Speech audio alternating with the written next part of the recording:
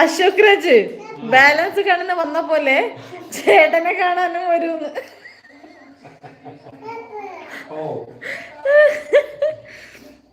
സത്യാണ്.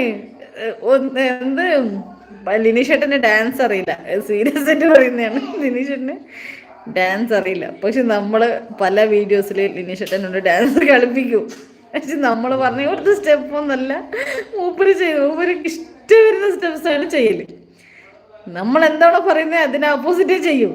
Dance acting പിന്നെ മൂപ്പർക്ക് നല്ല വശമുണ്ട്, നന്നായിട്ട് അഭിനയിക്കും. നമ്മളെക്കാളും പെട്ടെന്ന് ഒന്നോ രണ്ടോ ടേക്കിൽ ശരിയാവും. പക്ഷെ ഞാനാണെങ്കിൽ ഇപ്പൊ ഇഷിതയാണ് എങ്ങനെ തന്നെ, ഞാനിപ്പോ ഒരു മൂന്നോ നാലോ എടുക്കും, ചിലതേ ഒന്ന് രണ്ടിലേ ശരിയാവും.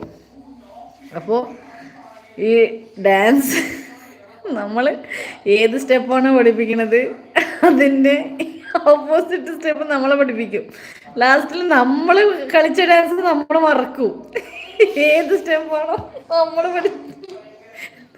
അത് ബന്ദരോ ബന്ദരോ ഭാവ ബന്ദരോ എന്ന് നമ്മളൊരു വീഡിയോ ചെയ്തില്ലേ, അത് നോക്കിയാൽ മനസ്സിലാവും. അതിൽ നമ്മൾ പഠിപ്പിച്ച സ്റ്റെപ്പ് വേറെ, ലിനീഷേട്ടൻ കളിച്ച സ്റ്റെപ്പ് വേറെ.